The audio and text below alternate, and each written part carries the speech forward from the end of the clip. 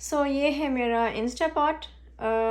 Special edition है Pioneer woman का, जो एक ब्रांड है अमेरिकन, और इनकी थी मेनली फ्लोरल होती है जो मुझे बहुत पसंद है। तो मेरी काफ़ी सारी घर की चीज़ें मैंने इसी से ली हुई हैं। अब प्रोसीजर क्या है, इसके ऊपर मेन्यू डिफरेंट होंगे, लेकिन I am sure her Insta pot या आपका इलेक्ट्रॉनिक प्रेशर कुकर में ये सॉटे का ऑप्शन होगा। तो हम इसको सॉटे ऑन करेंगे। स्टैंडर्ड टाइम 30 मिनट्स होता है नॉर्मल मोड पे या इसकी हीट पे रखेंगे।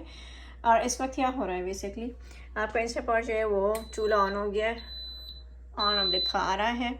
और अब चूल्हा गर्म होने लगेगा तो आपको जो शुरू इनिशियल मसाला या जो भी चीज़ भूननी है आप उसके लिए रेडी हो गए हैं। तो ये मैं सिर्फ ऑलिव ऑयल यूज़ करती हूँ अपनी सारी कुकिंग में, और उसकी रीज़न मैं बाद में किसी एपिसोड में बताऊँगी, वो एक अलग स्टोरी है। हमने ऑलिव ऑयल इसमें डाल दिया, अंदाजे से समझें 3 टेबलस्पून ज़्यादा। अब वही बात है, लॉजिक लोग कहते हैं कि वो ऑलिव ऑयल को पका के नहीं खाएं वो, हाँ ठीक है, वो अपनी गुडनेस थोड़ी सी लूज़ करता है, लेकिन आई एम डेफिनेटली श्योर कि it is better than any other oil that you are using. तो इसलिए मैं ऑलिव ऑयल यूज़ करती हूँ, ठीक है। अब हम इसमें डालेंगे अपना थोड़ा सा प्याज, उसको ब्राउन करेंगे, फिर डालेंगे तुरई। ऑयल चटक रहा है और इसमें डाल दी प्याज। ये समझिए आप 1 टीस्पून सॉल्ट है, 1/4 टीस्पून हल्दी है, and then 1/2 teaspoon red chilli powder है। प्याज इस वक्त सिचुएशन में है, और अब मैं इसमें डाल दूँगी और थोड़ा सा स्टर फ्राई करूँगी।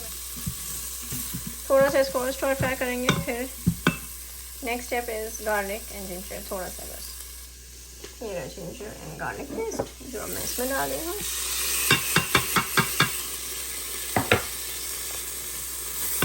अच्छा, हो सकता है कि कोई कहे कि गार्लिक नहीं डलती या जिंजर नहीं डलता, वो आपके ऊपर है, लेकिन मैं क्योंकि थोड़ा सा डालती हूँ फॉर हेल्थ बेनिफिट, तो इसलिए जो है उसका टेस्ट इतना प्रोमिनेंट ना भी हो, बट एटलीस्ट हमने एक अच्छा हेल्दी इंग्रेडिएंट डाल दिया है इसमें।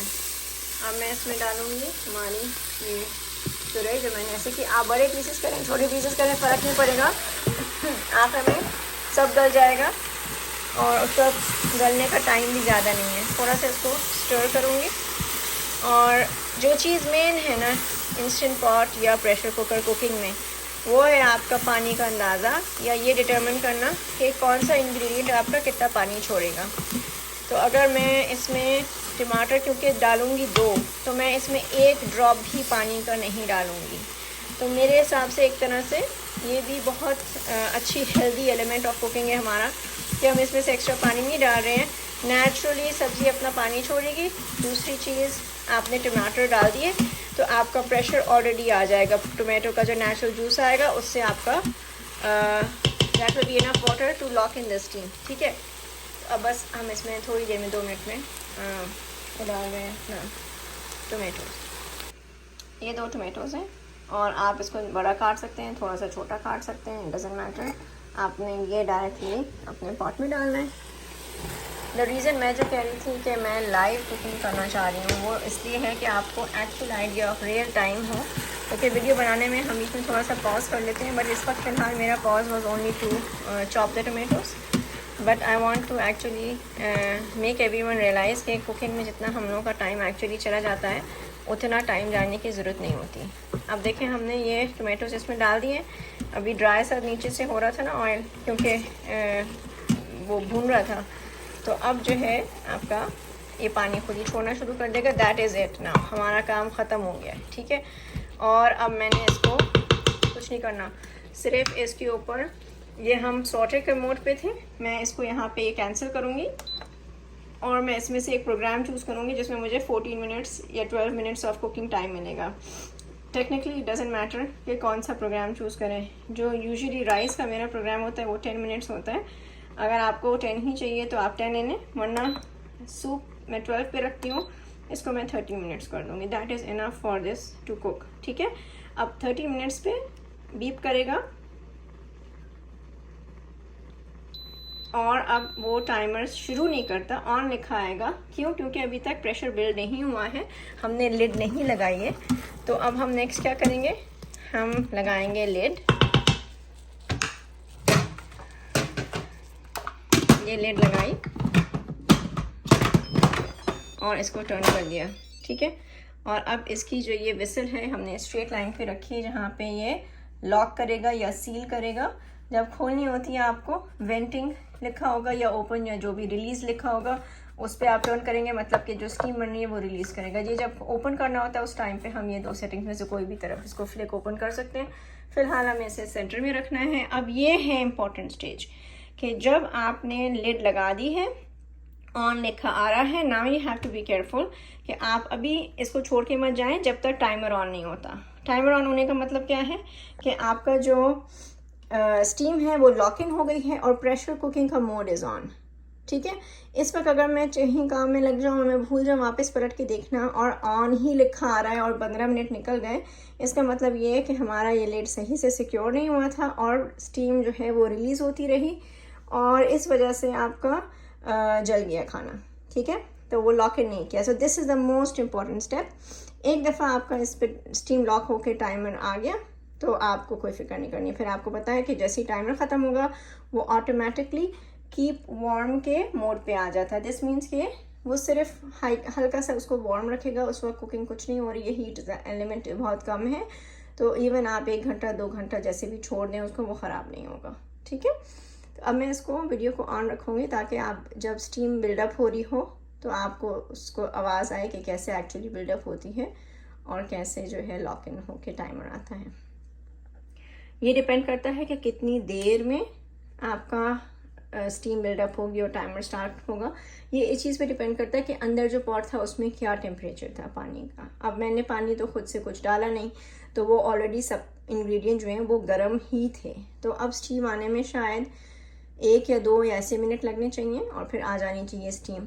लेकिन अगर 1-2 मिनट नहीं लग रहे, अब जैसे समझे मैं चावल बना रही होती और मैंने कुछ भुना होता मसाला या गोश्त और फिर ऊपर से चावल डाले होते ठंडे और फिर डाला होता पानी, अगर वो वार्म है तो ठीक है, लेकिन अगर वो ठंडा पानी है तो आप अंदाज़ा लगाएं कि जितनी देर लगेगी उस पानी को बॉईल होने के लिए उतनी देर तो लगेगी, उसके बाद ही प्रेशर आएगा और लॉक होगा और टाइमर स्टार्ट हो जाएगा। इसको आप 1 पॉट कुकिंग भी कह सकते हैं क्योंकि ये होता है कि बर्तन ज़्यादा नहीं फैलते। और अगर मैं नेक्स्ट आइटम बना रही हूँ जैसे कि कोई भी और वेजिटेबल या कुछ और, तो I am gonna use the same pot, इसी में मैं वेजिटेबल नेक्स्ट काट लूँगी जब तक इसका प्रेशर आ रहा है, फिर जब तक वो भून रहा होगा आप दूसरा का रेडी कर लें। तो इसमें ये होता है कि विद इन 40 मिनट्स और सो आपका preparation and cooking time overlap हो रहा होता है, तो इस लिहाज से ज़्यादा डिशेज़ आपकी बन जाती हैं। आई थिंक मुझे थोड़ी बहुत आवाज़ आ रही है।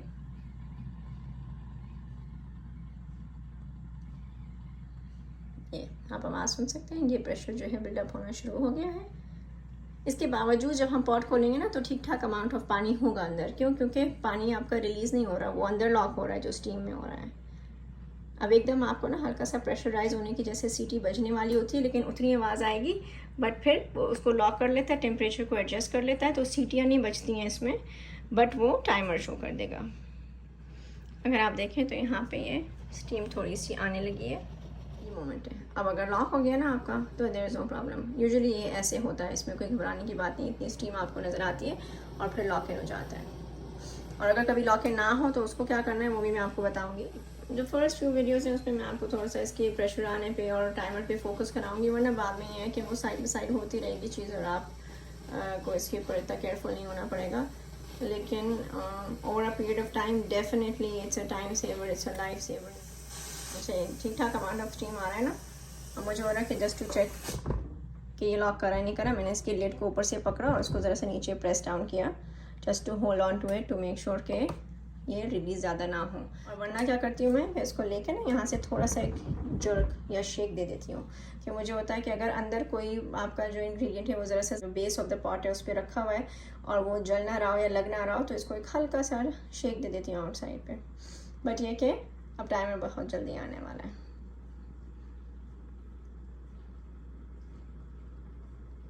And again for 12 minutes is a lot of time. मैंने बहुत सेफ कुकिंग के लिहाज से कि अच्छे से सभी गल जाए इसलिए 12 मिनट्स रखा। 10 minutes is good enough. 10 minutes में चावल भी बन जाते हैं। ये आ गया आपका timer and we are all set up. Okay, timer off हो चुका है और ये लो पे 1 मिनट पे चल रहा है, तो अब मैं इसको कैंसिल दबाऊँगी और ये इसकी जो विसल है इसको वेंटिंग पे ऑन करूँगी। सारी जब स्टीम रिलीज हो जाएगी तो मैं इसको खोल के दोबारा सॉटे की सेटिंग पे सॉटे करूँगी। मतलब ये कि जो पानी रह गया है एक्स्ट्रा उसको भूनना है, उसको सुखाना है, राइट। तो वो हमें इसलिए सॉटेड की सेटिंग पे करना होगा। अगर आप इस वक्त इसको टर्न करना चाहेंगे तो सेफ्टी लॉक है, इट विल नॉट टर्न। जब तक ऐसे ऐसे रिलीज होती रहेगी स्टीम, उसके बाद जब ये हल्का हल्का ढकना इसका हिलना शुरू होगा।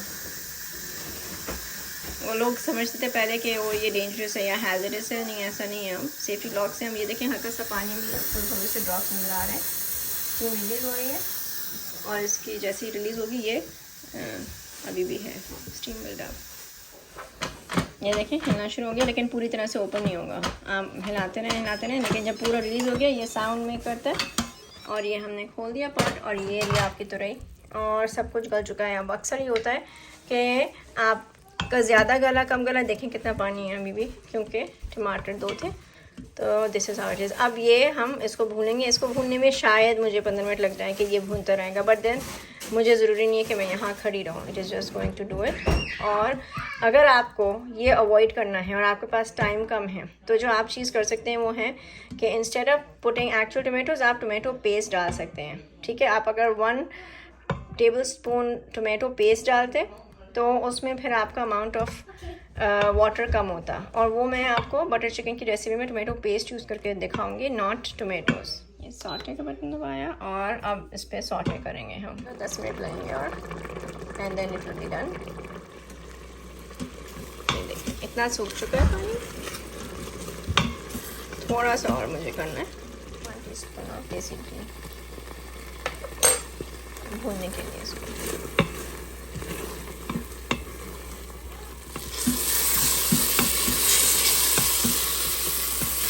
अब इसको हम